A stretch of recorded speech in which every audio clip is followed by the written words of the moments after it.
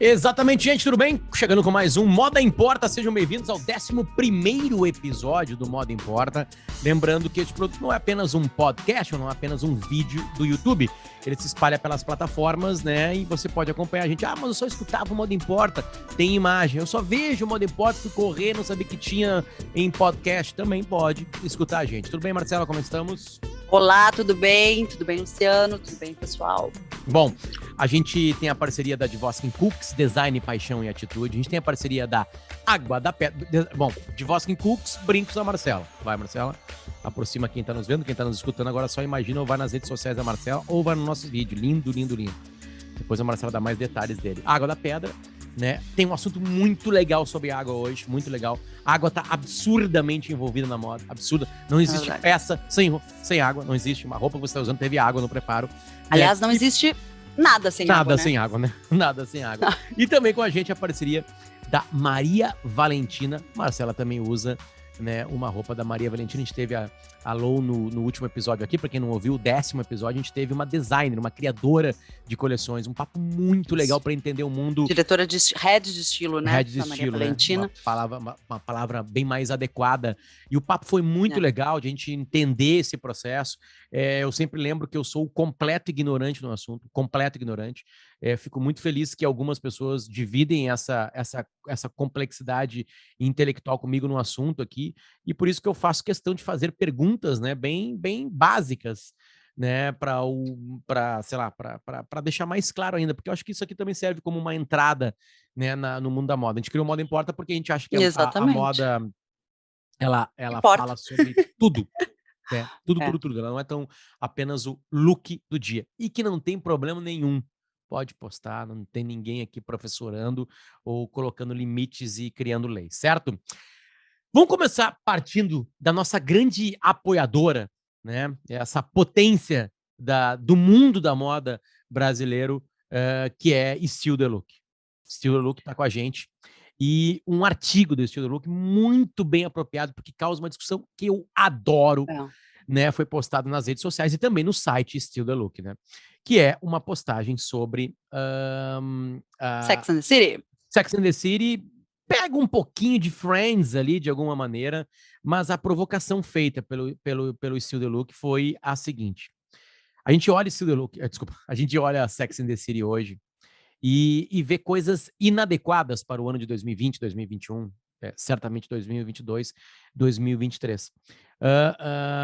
A Marcela pode falar um pouquinho mais do quão ícone foi Sex and the City para moda, né? E depois a gente pode entrar um pouquinho mais no que o Still The Look pediu para o público que o consome, né? E não só o público que o consome, mas o público que estava passando por ali e leu o artigo deles sobre essa coisa de a gente ver uma coisa do passado e ver assim, meu Deus, como tá inadequado, como tem preconceitos, né? Como mudou, né? Como nós mudamos, como tudo mudou, talvez como os hábitos mudaram, como, né? É um retrato mais de uma época do que efetivamente de agora. A gente está falando de 23 anos atrás.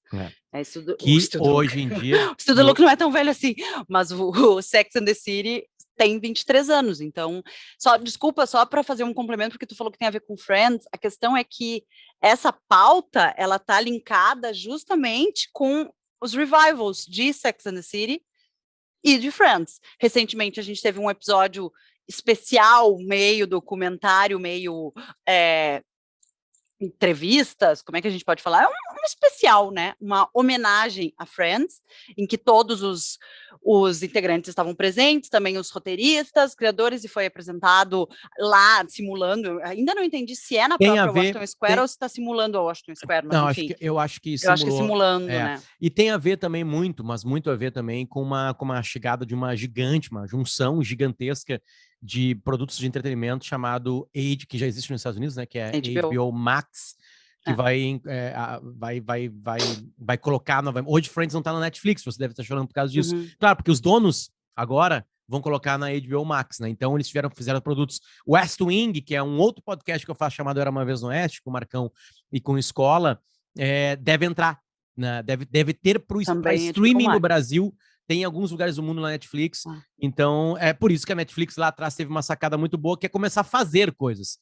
Porque senão... gente, E a gente sempre fala que nada é à toa, né? Assim, a gente precisa. Eu lembro quando teve, inclusive, gravei um IGTV sobre isso na época do Emily in Paris, produção do Netflix, como tu disse, produção própria do Netflix, cheio de inserções de marca e não tinha um ponto sem nó no marketing todo da série, em todo o lançamento. A mesma coisa agora com o especial do Friends, como tu está falando, do HBO Max, que vão entrar todos os episódios de Friends. E de Sex and the City, porque elas estão se juntando, 3 das 4, aí tem a treta entre elas, mas enfim, para gravar um especial. Elas fizeram 2 filmes depois que a série acabou e agora um especial. Bom. Então, vamos lá, né? Entrar na pauta. Então, que eu acho que sim, é uma matéria, uma reflexão que cabe para os dois, mas especificamente aqui falando da matéria do Still the Look e de como a gente enxerga isso, esses 23 anos que se passaram entre a mulher Sex and the City e a mulher que nós somos hoje, e lógico, Sex and the City retratava uma mulher Manhattan, né? Uma mulher nova-iorquina, uma mulher super cosmopolita, e ainda assim, com muitas travas e com muitas questões, como todas as humanas, seja de onde for, seja de uma cidadezinha do interior do Rio Grande do Sul, seja de Nova York. Mas ela foi muito precursora no quebrar tabus, no trazer discussões sobre a sexualidade feminina, sobre gays, sobre moda, também sobre amizade, sobre relacionamentos femininos, sobre casamento, sobre relacionamentos heterossexuais também, e especificamente falando nesse tema, que é o que o Still the Look traz, assim, bom, tu queria entrar nisso, então eu vou falar da moda, tá? Ela foi, sim, muito importante para o mundo da moda. Eu era uma apaixonada pela série, não hard user, mas assisti tudo, e principalmente depois quando os filmes foram lançados, mais para a última temporada da série e os filmes, encantada com o figurino, com a linguagem que elas conseguiam trazer para essa mulher atual. A figurinista de Sex and the City foi, durante muito tempo, a Patricia Field. A Patricia Field tinha uma loja, se não me engano, no Brooklyn, que era uma loja de brechó, de achados, assim, e ela trouxe muito desse olhar dela de curadoria, de misturar grandes marcas e grandes peças com coisas muito corriqueiras, e colocou isso no armário das protagonistas, e criou uma identidade muito forte para cada uma delas, no estilo. A gente tinha o terninho, a gente tinha a super sexy, a gente tinha a fashionista, que era a Carrie, e com quem eu mais me identificava, talvez porque ela fosse também uma jornalista e escrevia para uma revista, eu achava aquilo máximo. Tinha um closet incrível, mas sabia misturar muito disso. E também, por consequência, durante muitos anos de exposição, ela alçou grandes marcas, que vieram a ser grandes marcas, como o Manolo Blahnik com seus sapatos da Carrie, muitas peças assim que cresceram com o olhar da Patricia Field na série. Mas ela também fez muitos figurinos nada a ver, assim, hoje, aliás, recentemente mesmo eu vi no Still the Look uma matéria que eu acho o máximo que eles fazem nos stories, que é como é que é, vai ou racha, que, se não me engano, é a Júlia Coronato que apresenta nos stories, que elas ficam mostrando, elas são muito engraçadas. Muito engraçadas, são afiadas, né? E aí ela fica mostrando atrás os looks, e aí era revendo esses looks da Carrie hoje em dia, e aí tem umas coisas, assim, completamente fora do contexto, não imaginava ela saindo de casa com aquela roupa, sabe? Tem uma obsessão pela saia de tule, que a Carrie estava sempre com uma saia de tule, balé, assim, gigantesca. O que é saia de tule? Tule de bailarina, sabe? Tutu. Sim. Ela usava saias midi, tinha tutu em muitas coisas, tinha sempre uma crítica da incompatibilidade da vida que ela dizia que ela levava, ou digamos assim, de quanto ela ganhava para efetivamente as compras que ela fazia, sabe? Quanto ela gastava em roupas ou em sapatos, enfim.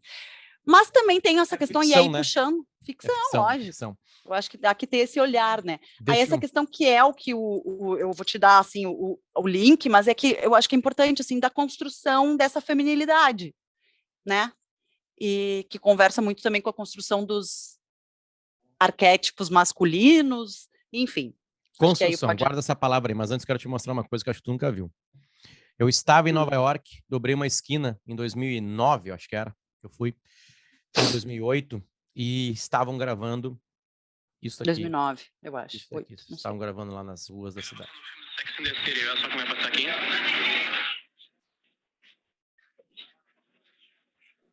Olha lá. Olha o exagero. Ela tava de anos 80 ali, claro. De leg. Olha o tutu!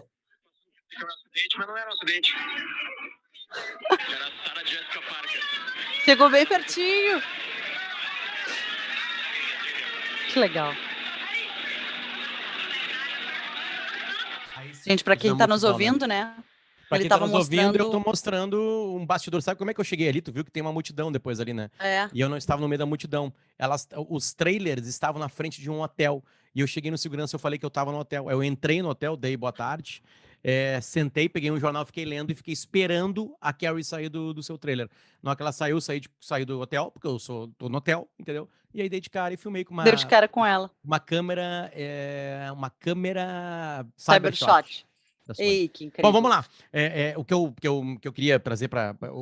Se o The Look nos provocou, vamos fazer a provocação, transformar a provocação aqui em um material para a Moda Importa, tá?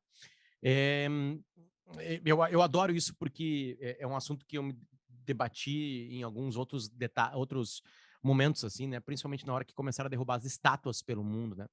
De cidadãos que as pessoas começaram a descobrir que eles não eram perfeitos e alguns até crimes tinham cometidos, né? E a minha opinião foi bem híbrida em cima disso aí, porque eu acho que quando estão derrubando estátuas, independente da razão, isso também é história acontecendo. Tu quer ampliar se aquela estátua tem que ser derrubada ou não, é uma outra coisa. Mas multidões derrubando estátuas é o que nós temos para contar do ano de 2019, 20. Eu acho que isso parou com a pandemia, na verdade, né? 2019, principalmente. E, claro, entra uma palavra muito inserida em todos os meios, onde tudo é perigoso. A gente viu um capítulo que aconteceu agora há pouquinho tempo com a Farm, né? Uma morte lamentável por bala perdida no Rio de Janeiro de uma das funcionárias, né, da Farm, a Kathleen. Que a gente pode entrar daqui a pouquinho nisso aí, mas beleza. Eu quero, para não perder minha linha de raciocínio. Sex and the City já foi cancelada por algumas pessoas, né? E eu não gosto de cancelamento, acho ele pobre, porque ele elimina a capacidade das pessoas de julgar, e julgar é muito bom. Julgar é muito bom, porque tu vai ter que ter argumentos e fazer um julgamento mais adequado, faz com que o teu dia atual e o teu futuro melhore. Mas isso tem que ser... e que tu possa elaborar, né, com os teus próprios, com a tua linha de pensamento, com a tua própria bagagem. Deixa eu engatar uma agora, que senão eu vou perder a linha de raciocínio. Até escrever aqui, tá? Vamos lá. A sociedade, ela é feita de tijolo em tijolo. Olhar em 2021 para trás, há 23 anos, e dizer que Sex and the City tinha diálogos machistas, né? É uma observação que vale. Ninguém é louco de pegar e ver um diálogo machista e não entender que ele é claramente um diálogo machista. Só que não é com o olhar de 2021 que tem que avaliar uma coisa de 2023. Até porque lá há 23 anos, o que a série estava fazendo e que hoje você não enxerga, porque a série já ajudou a fazer, é libertar uma mulher e colocar a mulher do entretenimento com um papo sobre sexualidade, sobre liberdade sexual, sobre liberdade de se vestir e de ser ela mesma naquela época. Então, se você hoje tem liberdade para pensar que Sex and the City há 23 anos ela estava errada, você pode pensar hoje com liberdade, porque Sex and the City há 23 anos fez o seu trabalho. Então não destrua quem fez um alicerce para você subir um pouquinho mais e ter um mundo um pouquinho melhor. Porque o que você faz hoje em 2021, certamente daqui a 23 anos vão destruir e dizer que tem alguma coisa errada. Porque a gente não consegue, muitas vezes, enxergar onde nós estamos errando. E com um distanciamento de tempo, a gente olha para trás e fala assim, a gente errava aqui. Claro. Por isso que é muito válido a provocação do estilo do look em cima disso aí. E eu também gosto muito quando eu vou cancelar e avaliar um ser humano, e isso me tocou profundamente quando os nossos filhos nasceram, Marcelo. E a primeira vez que eu uso essa frase que eu sempre falava quando os meus filhos nasceram, e agora eu e tu estamos aqui, como nós dois fizemos, né? Os nossos filhos nasceram, que é que é a tese do espelho que eu criei. E eu dei esse nome agora para ela. Que é a seguinte: dá uma respirada antes e te olha no espelho. Por exemplo, meninas observaram na postagem no Instagram do Still the Look que não havia representatividade nas 4 mulheres de Manhattan. Sim. Tese do espelho. Vamos lá. Cobraram que não tinham negras ali, por exemplo. Transsexuais. Gordas. Né, gordas. Olha no espelho e veja se você tem melhores amigas negras. Veja se você tem melhores amigas transexuais. Veja se você tem amigas com o peso maior que o seu. Tem? Parabéns. Não tem? Tese do espelho. Não adianta criticar. Aquele é um recorte de uma zona de Manhattan. Exato. Né? A série não foi criada para criar falsamente um grupo heterogêneo que, naquelas mulheres e naquela história a ser contada, não existia. Não existia uma bissexual ali. A bissexual entra num roteiro de série para ser bissexual, ou ela também é bissexual e é a vilã, ou é a boazinha? É muito mais complexo do que a gente imagina. Então, muitas das nossas críticas sobre inserção na sociedade, a gente na vida real não faz. E aí, a gente beira alguma coisa bem ruim, que é uma coisa chamada hipocrisia. Me ajuda. Não vou conseguir. Probabilidade é a palavra. Não, eu ia dizer de problematizar. Hiperproblematização. Exatamente assim, mas assim, o principal é a gente não reconhecer que as lutas absurdamente necessárias, porque as mulheres são maltratadas, os gays são maltratados, os gordos e gordas são maltratados, as pessoas de pele não branca são maltratadas, principalmente as pessoas da cor negra, porque, né, a gente tem uma história recente, principalmente no país que nós vivemos e nos Estados Unidos, de uma escravidão, nos maiores crimes da história da humanidade. Todas essas movimentações são necessárias para a sociedade e diversos, milhares de estudos comprovam que se a gente conseguir equilibrar a sociedade, a vida de todo mundo melhora. Dito isso, a gente precisa enxergar que muitas vezes não é pegando uma metralhadora e fazendo uma revolução que as coisas acontecem. Você tem liberdade em 2021 hoje para criticar Sex and the City, repito, porque existiu Sex and the City. O que Sex and the City fez para adolescentes e mulheres naquela época, libertou elas de tudo. Resolveu o mundo? Não resolveu. Como nada, nenhuma ação resolverá todos os problemas do mundo. Mas começou a resolver.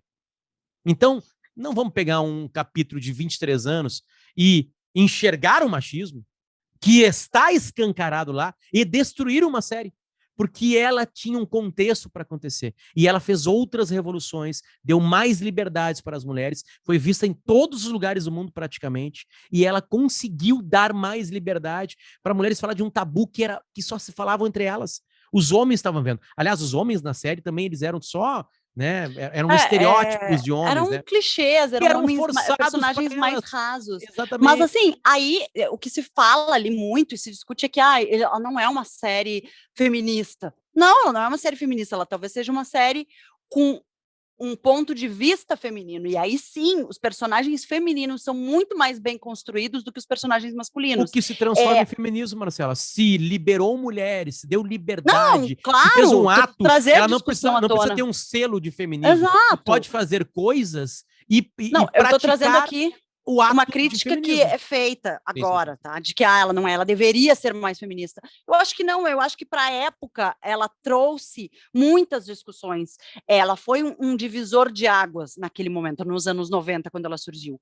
E ela foi um divisor de águas também justamente por ter esses personagens masculinos mais frágeis, no sentido de serem menos robustos, menos construídos. Porque era para isso, né? Era para isso. Né? Exato, porque colocava as mulheres no outro. Claro que tem problemas, a gente julga os relacionamentos da série, tem o Mr. Big, que é, enfim, não vou dar spoiler aqui sobre quem não viu a série, mas ela é um personagem masculino bastante presente na vida da Carrie, personagem principal, digamos assim, e que é um homem que tu, talvez hoje dissesse que é um relacionamento nada saudável, sabe? Então, também criar esse olhar crítico enquanto se assiste, de que aquilo não é bom, de que aquilo não é legal, de que aquilo eu não quero para mim, de que isso é melhor na minha relação, de que eu vou buscar uma coisa diferente, de que eu posso ter independência financeira, de que as minhas amigas são muito diferentes de mim, mesmo não sendo esse recorte social, como tu falaste, um recorte fiel à sociedade americana daquele momento. Não, dentro daquele universo, daquela bolha, daquele já recorte nova-iorquino,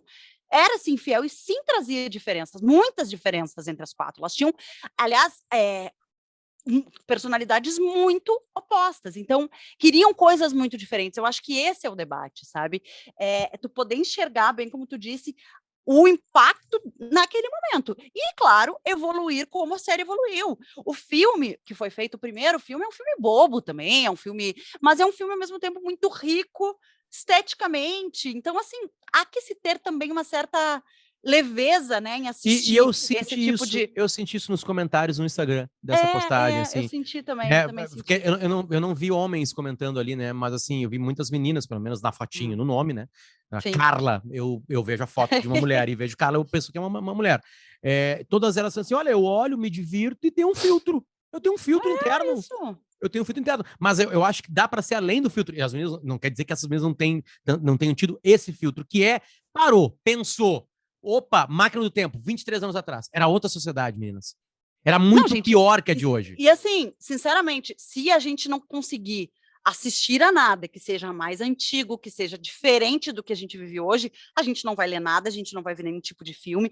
Pega um livro escrito nos anos 90, um livro do século passado, como a gente lê. Gente, tu precisa te colocar e te transportar para aquele momento, pensar o quanto aquilo fez diferença e o quanto isso hoje tem impacto na minha vida, trazer também, como eu falei antes, a tua bagagem, né? E o feminismo, por exemplo, assim, né? O feminismo em outras épocas, a luta era diferente. Entende? Tipo assim, sabe? As mulheres lutaram muito, por exemplo, para começar a trabalhar em filmes com voz.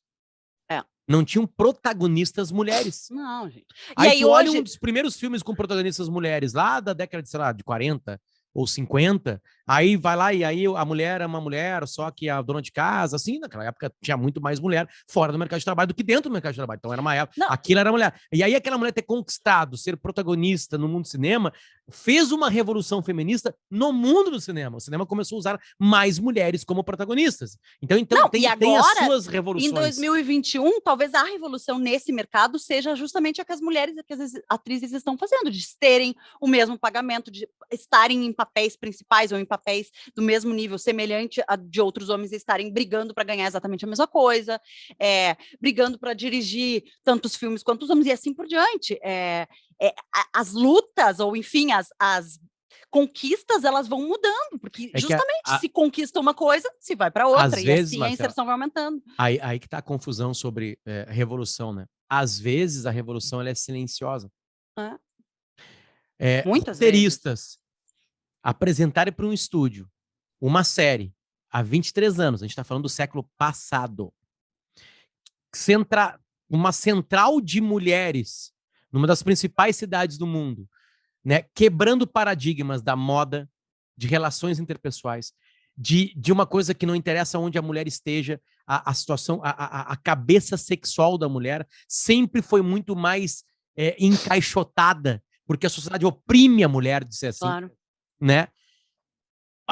Os roteiristas, todos eles, que conseguiram liberdade para transformar Sex and the City numa série que depois se torna um sucesso, isso é uma quebra, é uma revolução tão grande, sabe? Para hoje, uma mulher poder estar falando que tem que ser colocado na discussão.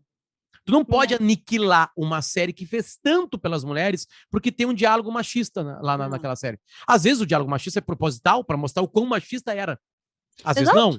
Às vezes escorrega mesmo. Porque se escorregava, porque era pior o mundo há 23 anos. Ele era mais machista do que hoje. Eu não tô dizendo que acabou o problema. Não é isso. Mas Still the Look, muito obrigado. Não é a primeira, obviamente, né? Tem essas provocações, são semanais. E o jeito que o Still the Look conversa com as meninas e meninos que vão comentando ali nas coisas. É muito legal, tipo assim, é exatamente isso que a gente queria. É exatamente isso. Claro que tem opinião no texto, entende? A minha opinião é essa liberdade que o Still the Look me deu, no sentido de fez uma postagem, eu parei, eu pensei e expus aqui no Modo Importa. Obrigado pela parceria. Tem duas coisas que eu acho que a gente pode linkar justamente desse assunto, tá? Uma, que tu tá falando como o Still the Look conversa bem com a sua audiência e traz esse tipo de debate.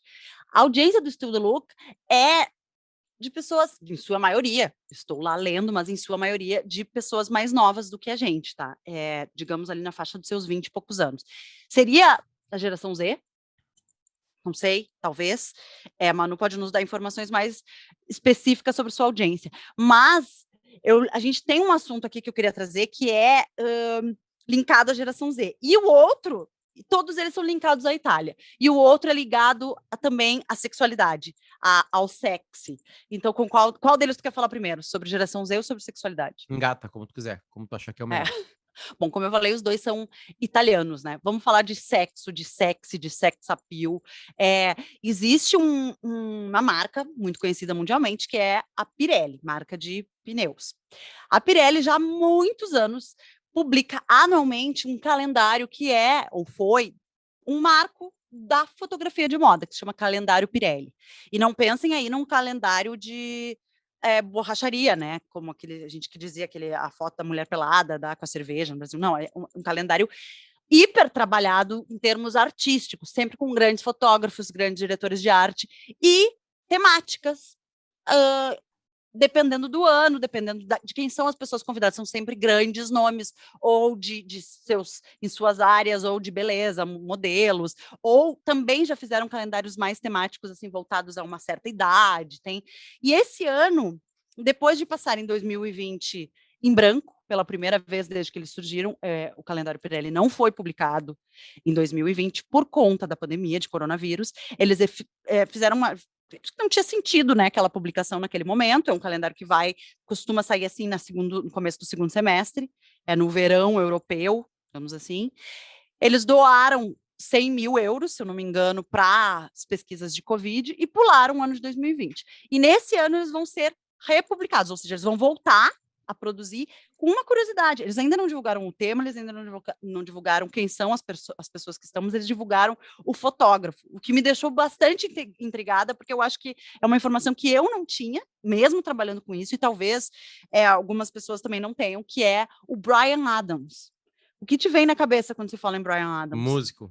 Então, pois é. O Bryan Adams tem uma extensa carreira no mundo da moda, com livros publicados, livros de personalidades, fotografou Rolling Stones, fotografou Amy Winehouse, fotografou muitos modelos. Eu não sabia disso. Eu li agora, lendo sobre o calendário Pirelli, e ele vai ser o fotógrafo da edição que vem aí.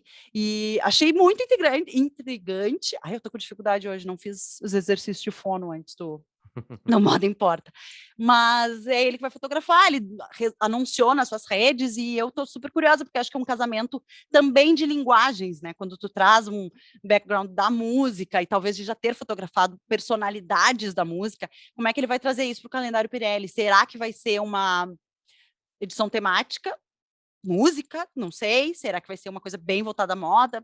Achei legal. E puxando esse link de Pirelli, já que a gente está falando de grandes marcas italianas, a Ferrari, grande escuderia, fábrica de carros, super, ultra, mega carros, que é impossível que alguém não conheça, sim, do norte da Itália, adentrou com o pé na porta no mundo da moda, agora no último dia 13. Hoje é dia 16, 15, e último dia 13, último domingo, eles fizeram seu primeiro desfile. Junto com isso, lançaram também um perfil no Instagram, que eles estão abastecendo com a coleção, com os itens, e uma série de movimentações ligadas à moda, ligadas ao lifestyle, ligadas ao design, né? O que conversa muito com o que a gente troca bastante de informação aqui também com os guris da Divaskin Cook, João Pedro, Saulo, de como as marcas de luxo cada vez mais trazem o seu cliente para outros tipos de experiências, né? E não apenas na compra do produto, porque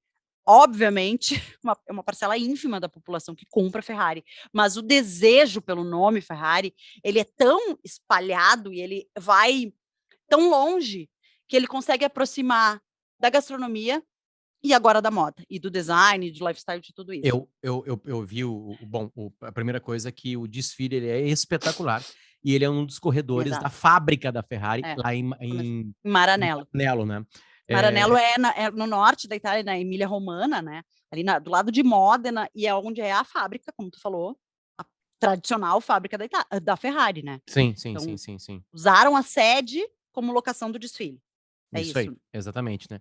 E bom, as peças tem peças que são a gênero, né? São peças usadas por mulheres ou por homens.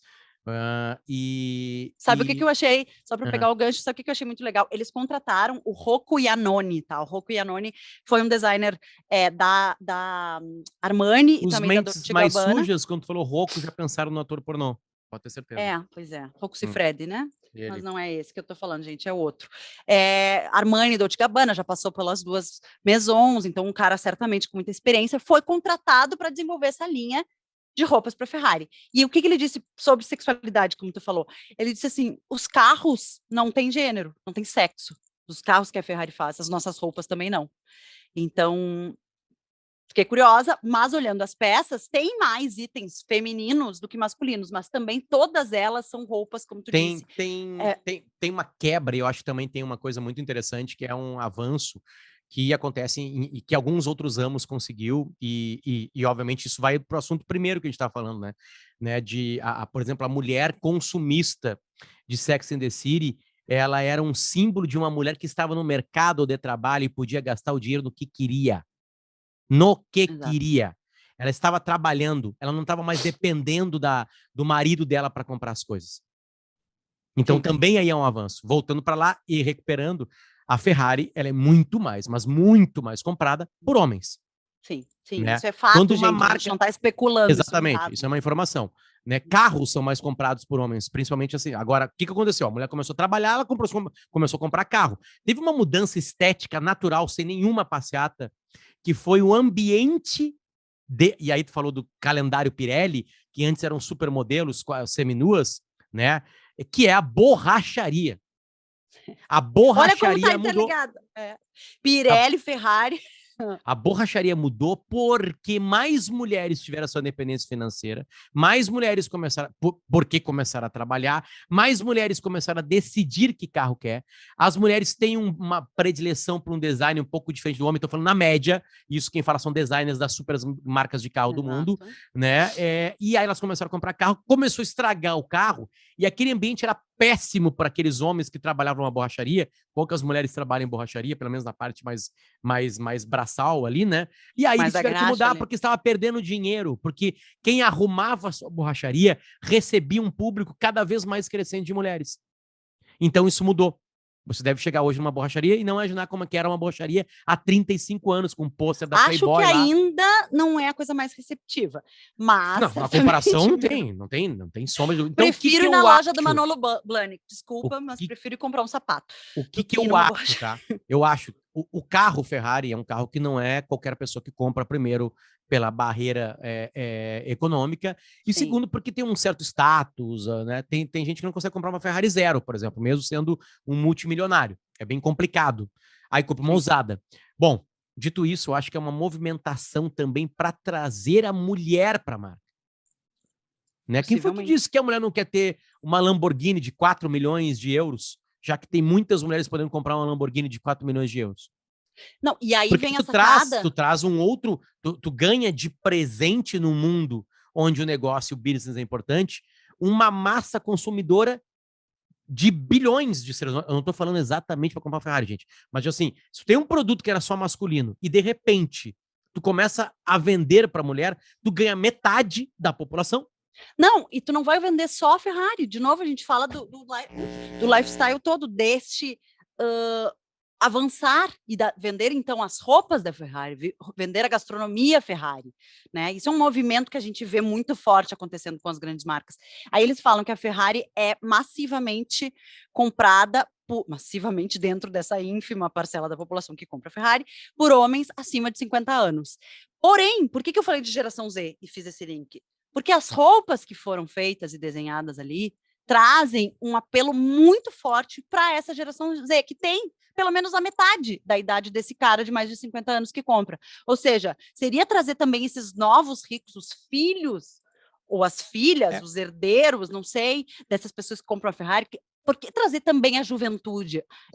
Isso rejuvenesce a marca. Claro, e deixa a marca conhecida, porque as marcas podem ser esquecidas, né? Exato. Mas vamos lá, quando tu me mandou ali a coisa da Ferrari, né? E antes de abrir a notícia, eu vi, pô, Ferrari, o que acontece? O que você agora, na hora, vai imaginar quem tá nos escutando? E quem tá nos vendo também, porque eu não vou poder mostrar aqui, né? O que vem na tua cabeça quando vem Ferrari? Fórmula 1, os carros vermelhos e amarelos, né? Tem outras cores, mas beleza, é isso que vem na cabeça. Aquele vermelho Ferrari. A segunda coisa é a Fórmula 1, corrida, né? Corrida de Fórmula 1. A escuderia, né? E aí tem produtos Ferrari. Tem um tênisinho do piloto, tem a camiseta com as coisinhas da Shell, sabe? Aquelas coisinhas, o boné, né? Mas não é um desfile de macacão. Eles deixam bem claros, né? Não tem nada a ver com a moda Fórmula 1, onde a Ferrari já vende a camisetinha com o cavalo. O cavalo. Boné. O cavalo, que pode ser uma égua também, diga-se passagem, né? Que é a força do animal cavalo, né? Tá ali levantando as patas, né? Para dizer que tem a força, porque a velocidade de um carro, a potência, desculpa, melhor, de um carro é medida em cavalos. E tu sabe que isso é real, né? A junção de cavalos. O número hoje não corresponde mais a isso, mas um cavalo tinha tal força e a junção de cavalos te dava mais força para te poder fazer mais coisas. Né? Um item de comparação. Uma charrete com 20 cavalos ia ser mais rápida que uma charrete com 2 cavalos, nesse sentido. Se ela tivesse uma boa ergonomia e blá, blá, blá. Então, é legal afastar essa ideia, né? Que eu tenho bastante preconceito, assim, tipo assim, sabe? Né, essa coisa meio de coisa de Fórmula 1. Não é preconceito com a Fórmula 1, mas as pessoas que tu não quer ir lá boné, em Maranello boné da Ferrari comprar... e furavam fila. É isso, no aeroporto. É isso que eu queria falar. É que, assim... Quebrando completamente esse teu estigma, assim, esse preconceito, eles trouxeram ergonomia para as roupas. Aí falando um pouco mais do design que estava presente, do tipo de design presente nesse desfile, tá? O Rocco Iannone trouxe esse quê de ergonomia para as peças que ele colocou. E é um pouco de tudo aquilo que a gente vem conversando aqui, de como que tu traz os teus códigos, sabe? Como é que a Ferrari não é uma maison histórica de 200 anos, que tu tem os códigos, a Gucci, o bambu, isso, aquilo que a gente discutiu aqui. Não, o que eles têm de marca registrada, sem cair na Apollo com o cavalinho, as cores, sem cair no boné. As cores, as formas esportivas, esse que ergonômico, esporte, como ele fala. E aí eles trazem isso também muito com a pegada de valorizar o design italiano, que é muito forte, sempre foi, eu acho que está voltando com um certo renascimento, assim, sabe? A gente tem, de novo, uma ótima temporada com os 100 anos da Gucci, Dolce & Gabbana muito forte, Prada fortíssimo, temporadas, eu digo, de muita venda, de muito buzz em cima disso, e aí a Ferrari vem com esse quê de Made in Italy, com essa criatividade como marca, esse design, essa criatividade como assinado, sabe, de Itália, e trazem para as roupas também o que eu achei muito legal, assim, um olhar muito atento sobre sustentabilidade, porque as peças, inclusive as jaquetas essas mais marcantes, vermelhas, amarelas, vou ver se eu acho a foto aqui para mostrar para vocês, são jaquetas grandes, jaquetas corpulentas, elas são 100% feitas de plástico reciclado e, por consequência, olha só, tem um quê, Ferrari, mas ao mesmo tempo desconstrói, ele está usando uma viseira transparente com um salto super leve, achei isso incrível, assim. São feitas inteiramente com plástico reciclado, o que, como eu falei, torna novamente reciclado, né? E o couro que eles utilizam também vem de cadeias certificadas contra a crueldade animal, etc. Então, assim, também estão com o pé na atualidade, né, para construir uma marca mais responsável e mais de acordo com o que a própria geração Z que eles estão tentando atrair compra e se interessa.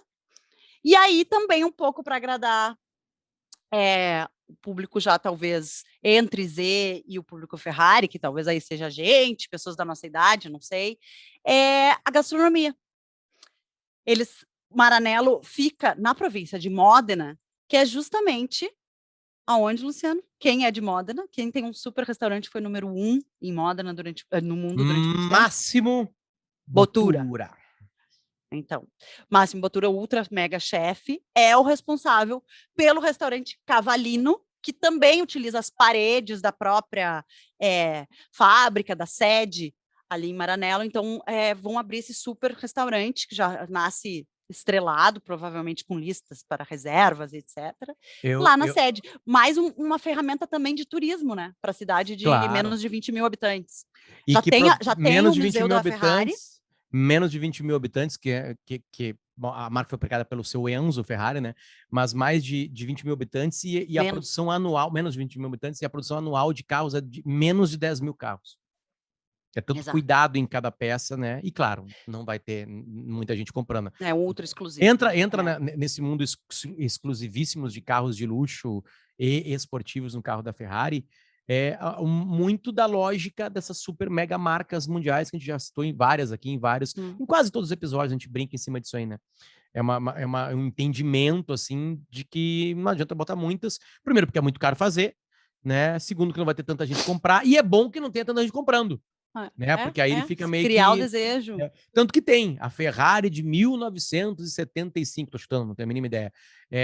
Foi leiloada por sei lá quanto, muito mais do que foi comprada. Por quê? Porque foi especial, porque foi o último carro que o Enzo desenhou, sei lá, tô viajando, porque não tem nada a ver com datas, tô só viajando, dando uma coisa. Que acontece muito no mundo dos relógios, por exemplo, né? A Dvoskin Cooks conta essas histórias pra gente, né? Claro, às vezes tem relógios, tem Rolex que são todos eles hoje vendidos bem mais caro do que foi comprado antes. É uma coisa muito louca, assim, sabe? Eu e a Marcela, a gente teve na Itália em 2019, foi, né? 2019, né? Em algumas regiões da Itália. A gente foi num dos restaurantes que apareceu num episódio lindo, lindo, lindo daquela série Chef's Table, que foi o restaurante do...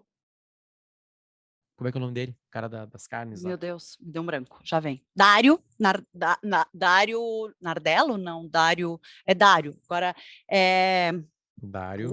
Nós estamos dois mal hoje. Chef Stable. Tá aqui. Chef Stable. Cadê ele? Chef Stable. Estivemos aqui na Toscana. Dario Cecchini. Bom, ele faz uma carne, né? A carne, aquela clássica carne, como é que se chama o nome dela? Bisteca. Né? A bisteca deles lá, né? E eu vou falar para vocês. Bisteca fiorentina. O que acontece, tá? Ele tinha de família um macellaio. O macellaio é o açougue, tá? Ele cresceu com o açougue da família nessa cidadezinha na Toscana, perto de Firenze, que a gente já trouxe aqui também, falamos muito de Gucci, Firenze, essa é uma região vinícola, mas também muito produtora de couro, mas também de comidas e de especiarias, digamos assim, tá? Não me expressei bem, mas eu acho que todo mundo vai entender. Crescendo nesse macellaio, ele começou a entender... E de arte, né, gente? De arte. De arte, óbvio. Michelangelo e Leonardo da Vinci. É o centro do mundo, né, gente? Foi o centro do mundo e para mim, e acho que ainda é um pedaço a ser explorado, assim, porque é inacreditável tudo que surge de lá. Mas ele cresceu nesse macellaio e ele resolveu, com o tempo, aprimorar a criação desse gado, né? A criação dessa carne, tentar trazer uma carne mais nobre para o macellaio da sua família. Isso acabou virando um restaurante, que acabou virando vários outros restaurantes e várias outras coisas. Ele vende também as carnes. Ele virou personagem da Chef's Table, da série, sobre gastronomia no Netflix, e trouxe, por consequência, gente do mundo inteiro para comer lá. Tem ainda o espírito de açougue antigo, de osteria, da mama, mas ao mesmo tempo é um lugar simples, mas tu já vê que o turismo pegou, né? E tomou conta daquilo, perde um pouco da essência daquilo. E ele serve diversos cortes de carne, de uma carne que hoje ele cria. É engraçado porque pra gente aqui, e talvez quem esteja nos ouvindo olha que máscara, no resto do Brasil, os nossos ouvintes do resto do Brasil não entendam, mas a gente tem uma cultura muito forte aqui, no Rio Grande do Sul, no Uruguai, na Argentina, até pela proximidade, do gaúcho, do gado solto no pasto, né? A cultura desse gado de melhor qualidade aqui, inclusive o Uruguai, cada vez mais forte nos cortes de carne. Na Europa, isso é raríssimo, justamente pela dificuldade de terreno, de ter espaços desse tamanho para se criar o gado. E aí ele achou uma criação de gado feita dessa maneira, livre, com pasto, não sei como, com todos os cuidados, na Espanha. E lá ele cria todo esse gado e faz esses cortes, traz para o macellaio e agora para o restaurante. E aí tem um carpaccio de não sei o que, o corte de não sei como, mas a estrela é a bisteca fiorentina, que já era um corte tradicional do açougue, né? Ela realmente é boa, o ponto que serve é o ponto dele, né? Que é um ponto mal passado, e eu quero informar para todo mundo que mora aqui perto do Rio Grande do Sul que a carne uruguaia, a nossa carne aqui, é bem melhor. Bem melhor. É. Bem melhor. A gente estava os comendo chineses lá. comendo lá maravilhados, claro. A gente estava perto de algumas outras nacionalidades, que essa é uma coisa interessante. Lembra? Todo mundo sentado na mesma mesona, assim, né? Vai girando, assim, né? Mas eles tentam imitar uma confraternização que, óbvio, não vai acontecer, né? Não vai acontecer. Ele Vinho vai lá da dar uns casa, gritos, exatamente. serve o garrafão, assim. Vai. O que eu quero falar é que o capítulo de Chef's Table é muito mais legal do que o ambiente. E acho que isso deve ter acontecido com todos os restaurantes de Chef's Table, né? Eu acho que sim, mas acho que, na verdade, já são restaurantes que têm uma particularidade, né? Que estão ou entre os melhores do mundo, ou o chefe. Não, que Marcela deve ter um monte de idiota que nem nós dois, que só fomos lá porque a gente viu um Chef's Table. É verdade.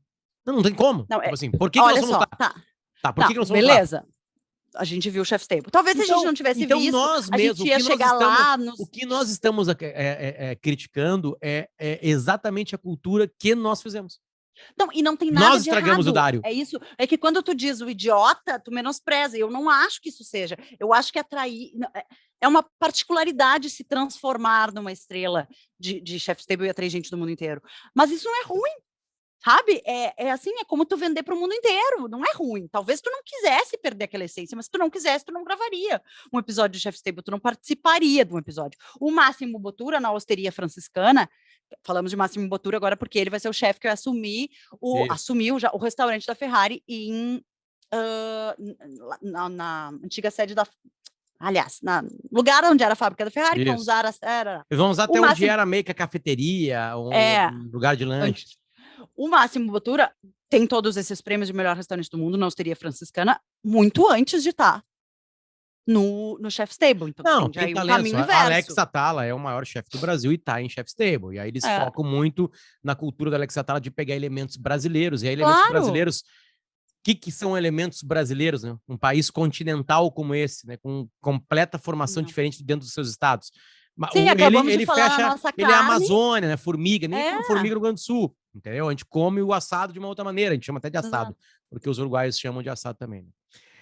Marcela. Mas experiências, o que eu acho é que o que a Ferrari está fazendo e está criando é muito do que o Chef's Table tenta trazer e do que esses restaurantes fazem também, que é dar a experiência para o seu cliente. Seja a experiência de comprar uma roupa da Ferrari e se sentir parte daquilo, seja a experiência de comer uma bisteca fiorentina no Dário e se sentir parte daquela cultura, do macellaio e assim por diante. Cada vez mais forte.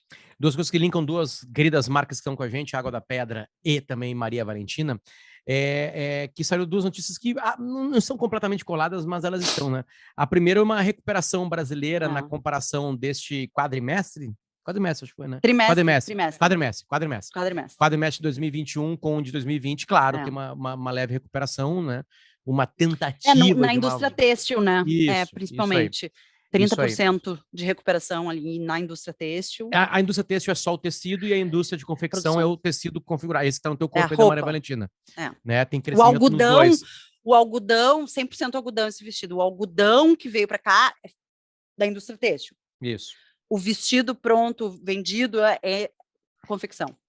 Então, aquela coisa de matéria-prima para poder realizar, né, a roupa que está no corpo. Então, isso é uma boa notícia. Não se compara, claro, com o período pré-pandêmico, né, por tudo que a pandemia causou, porque atrapalhou a escala mundial, né, de tudo. Apesar da Maria Valentina ter uma produção brasileira, de fábrica brasileira, né? Não, e 100% própria, né, que também é... Exatamente. Aliás, gente, quem não escutou, escuta o episódio número 10 com a Lou, que é a head de estilo. Vou chamar de criatividade, porque, tipo assim... É de estilo. É uma aula, assim, de como surge uma peça, muito legal. É muito legal mesmo, porque ela conseguiu esmiuçar, assim, sabe? Ser muito didática, né? Eu abri o meu mundo com 42 anos de idade, como chega uma peça numa loja, sabe? O quão complexo é isso, como que se pensa, o que se mistura na cabeça. São artistas, eu acho muito legal isso. Essa ideia foi muito legal. E a outra, que é uma pegada que a gente vê cada vez mais, que é o cuidado com a água. A indústria de confecções usa muita água para fazer as suas confecções. Então, água, carbono e tudo mais, né? A gente está vendo cada vez mais uma movimentação de grandes marcas, tipo Adidas, fazendo, né, material. O plástico do tênis é o plástico recolhido no mar. né? Agora tu acabou de falar também nessa coleção da Ferrari, né? Também tem uma pegada em cima toda com aí, plástico né? reciclável, também com couro certificado. A gente fala muito nisso, né? Bate nessa tecla porque Eu o acho que mundo atual, não há como fugir. Exatamente, eu acho que isso realmente está acontecendo, assim. Só que as marcas estão dando bola para isso porque o público começou não a cobrar, mas a entender que tem gente fazendo e aí as outras vão ter que ir atrás. Não vão ter que abandonar. E olha só, a gente falou uns 3 episódios atrás sobre, justamente na entrada da Água da Pedra aqui no Moda Importa, sobre o impacto da água na indústria têxtil, tá? E o quanto era, daí a gente comparou os números, os jeans, as roupas, quanto se usa de água. Logo em seguida, a Malve, marca catarinense, que produz algodão, jeans, etc., lançou um modelo de jeans feito com apenas um copo d'água. Divulgaram isso, tem toda...